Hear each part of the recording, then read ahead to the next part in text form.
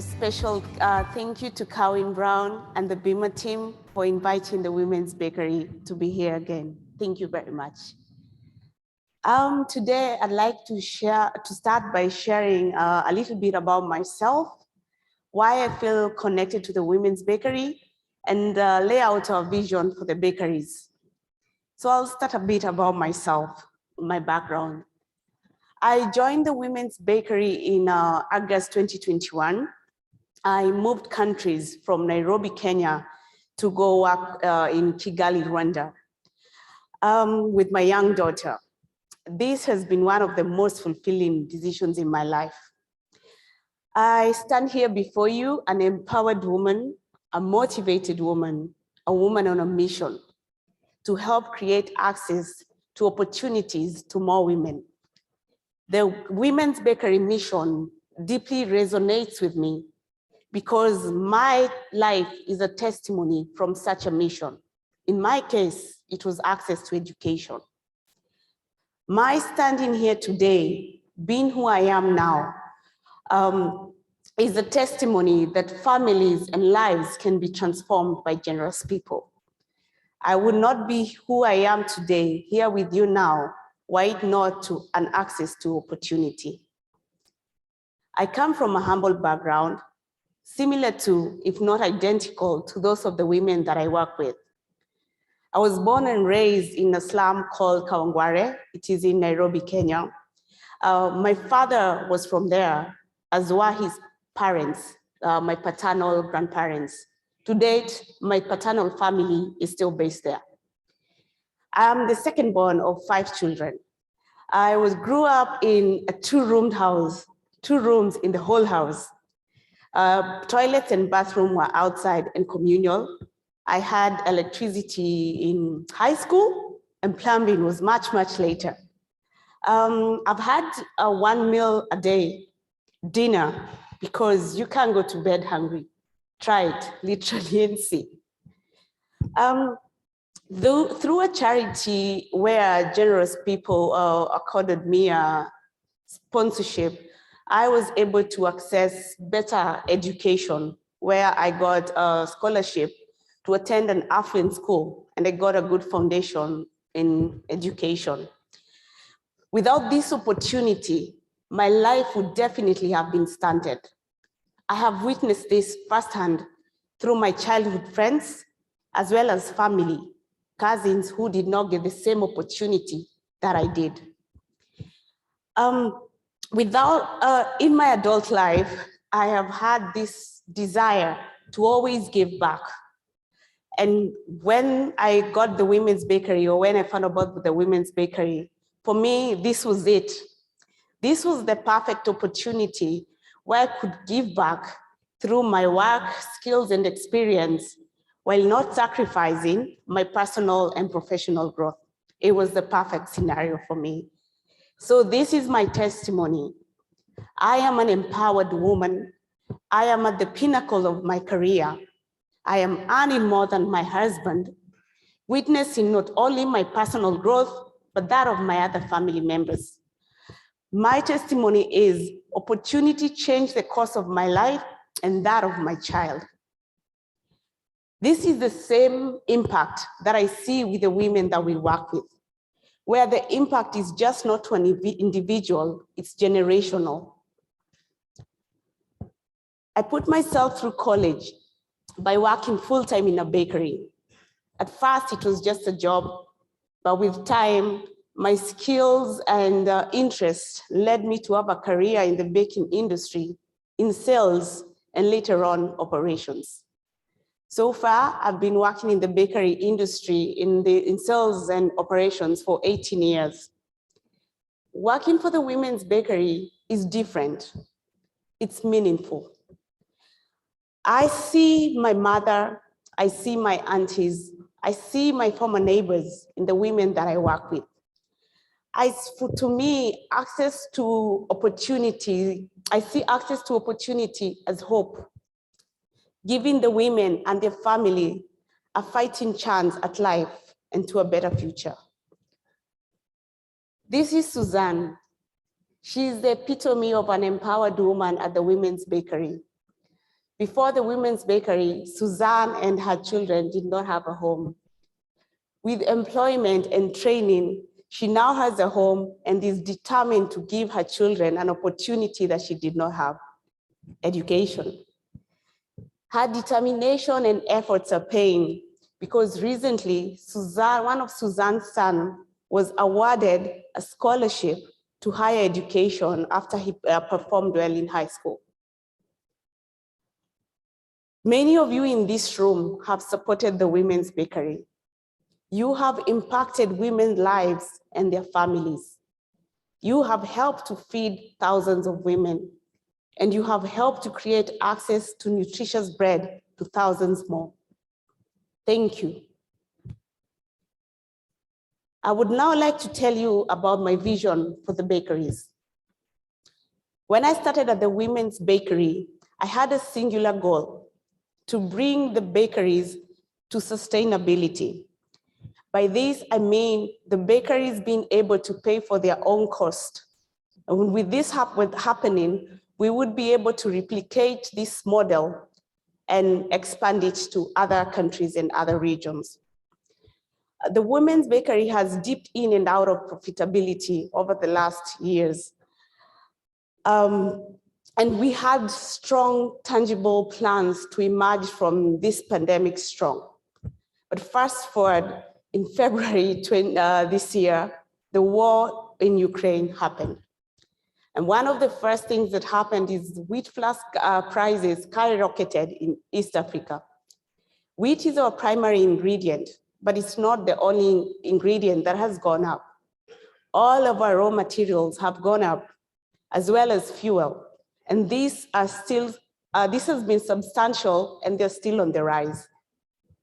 I know that everybody in this room has been dealing with external challenges in the industry, from labor shortages to the rising cost of raw materials to logistic challenges. We are in this together. While these challenges may make achieving sustainability, the sustainability goal difficult this year, I am committed to getting as close as possible with 3 strategies. The first one being new equipment, the second one, an ERP system, and the third one, sales. In the first strategy towards this path to sustainability, shortly after I joined the Women's Bakery, I recommended for us to invest in new equipment and upgrade the current ones we have. Because to put it politely, the equipment that we have is horrible. Not only has this been the largest investment that we have done so far, the process has taken us 2 years, but we have done it, and this is a very big milestone for us. This is one of the pathways to our sustainability. The equipment will increase our efficiency, our productivity, and production capacities up to 10 times in each of our 3 bakeries. This increased production capacity will help us to meet the growing demand, as well as planned increased demand to be able to meet this sustainability goal. I'll explain more about demand later when I'm addressing sales. The second strategy towards sustainability, as I said, is an ERP system. Also, when I joined the Women's Bakery, I found that we have been tracking all our operations, that is inventory, sales, production, you name it, through Excel templates. So this had been working so far, although with a few pitfalls and human errors. But with the vision and the growth and the scale that the Women's Bakery wants to go, I recommended that we invest in an enterprise resource planning system, an ERP. I am particularly excited about the inventory management, where we will be able to track, monitor, and control inventory, thereby eliminating any waste in the process. Secondly, I'm also excited about our customer module, where we will be able to have data on our customers and in real time, who they are, where they are, what they're buying from us. And with this sort of, with this sort of information, we will be able to do so much. We would be able to extend our reach and also create targeted marketing campaigns and sales strategies from this data. Our third strategy is increasing sales. This is what I was referring to when I mentioned planned increased demand. We have two main strategies that we want to explore. So the first one is the One Bread project, and the second one is a micro franchise model. So the first one, which is the One Bread project. The One Bread project is a program where we provide bread to schools on a daily basis. Many of you BEMA members helped to generate and fund the One Bread project last year. We have a short video to help you better visualize the impact of your donation. The One Bread project ni project dukora yo guha abanyeshuri imigati. Iyo migati rero dutanga ifite umumaro ku banyeshuri. Akamaro uyu mugati abana bafata ku ishuri, nkurikije uko bigaga mbere uyu mugati utaraza, hajemo impinduka nziza. Abana bagaragaza gukunda ishuri, ntabwo bagikererwa, n'abana twakiriye abana benshi bagarutse ku ishuri bari baravuye kubera kuba atari bwicwe n'inzara, ari buza agafata umugati, wa mwana waza ku ishuri akaba ari gusinzira, afite ikibazo se ni nta by'ubwonko gute, ariko wa mugati byagaragaye yuko wadufashije. When the bread is provided in the classroom, it helps them to be healthy, and also when they are sharing the bread, the love between them is increased. What makes the One Bread project strategic for us is that it meets both our goals, the social goals and the enterprise goal. The social goal being feeding the children, and the enterprise goal being an opportunity for generation of real revenue. We do this by inviting the school into a multi-year contract with a sliding pay scale. We start by offering the school a discount, sometimes as much as 100%, that is free bread. But in the next years of their contract, they will do partial payment up to full payment of the bread. This has been working. Right now, we are feeding 11,000 kids a day. 11,000 kids a day.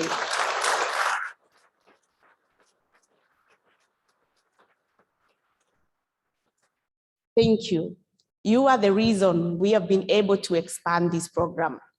Our goal next year is to feed 100,000 kids a day. With the new equipment, we have the capacity to do so. And the opportunity is also there. How is that there are 3 million elementary school kids in Rwanda. Our long-term vision is to feed 1 million of them a day. What makes the One Bread special for us, the Women's Bakery, is because we, from a social impact, we prioritize on the schools that have children who typically have 1 meal a day. Now with the One Bread project, as you saw, they have a nutritional snack in school. The One Bread project has staying power. As you saw in the video, the school teachers and the principals have shared that bread has resulted in increased attendance and performance in their classrooms. In addition to buying from the school administrations, we are having parents influencing delivery of the breads, contributing to payment of the bread in the multi-year pay scale. The new equipment will launch us to meet the target that I've shared with you. However, we still have a gap in terms of the delivery logistics, how we are going to be able to deliver to this school the numbers that we are targeting. The second strategy to our sales is a micro-franchise model, as mentioned earlier. Our goal is to have a woman-centric sales force that will revolutionize the bread sales and distribution, as well as create access to prosperity for thousands of women. With this model, we see that as much as this part of the world is labor challenges, in East Africa, We also have labor challenges, but in the opposite, and unemployment. With the micro-franchise model, we would be able to create access to even more women who lack education and experience into business. Through micro-franchising, we will be able to have a sustainable foundation for the women bakery bread sales. How would this micro-franchise idea work? This is how we say it. The women bakery secures and builds small kiosks and stands in the neighborhoods. The stands about 50 meters squares with a big space for selling and stocking bread. The sales avenue would be directly through foot traffic or delivery through contracting motorcycle riders or bicycle riders to deliver door to door. The women's bakery is poised for market saturation through these mobile bread cells. So through the upgraded equipment, the ERP system, and the two strategies that I've shared, our bakeries will take great strides towards sustainability. I would also be remiss if I did not share with you a glimpse into our company growth. We recently partnered with the University of Global Health Equity, UGHE, where we are going to build a fourth bakery in Butaro. The UGHE is a medical research facility that has expressed interest to partner with us, where they will identify the nutritional gaps in Rwanda and fill this gap through our bread. We are excited to work with them. As I shared earlier, education and access transformed my life. I am an empowered woman, a motivated woman, a woman on a mission. And with your support, the Women Bakery will continue to empower women and transform lives for future generations. I hope that you, the baking industry, is watching. I hope that you're paying close attention to us. And I hope that you have interest in us. And now I'm asking you to transform your interest into action. With growth, we can empower more women, we can feed more children, we can meet nutrition gaps, as mentioned earlier. This is a unique opportunity to have a big impact on a small country. The impact can also spread across East Africa. East Africa is growing and bread sales are increasing. And we are proving that we can make bakeries work through some of the most difficult operating environments in modern times. $31,250 is what the cost needed to feed 1,000 children for one school year. I'm asking you, the wonderful members of BEMA, to stand together and help us fund the One Bread project, to fund a brighter future for children and impact women and their families through baking. Thank you.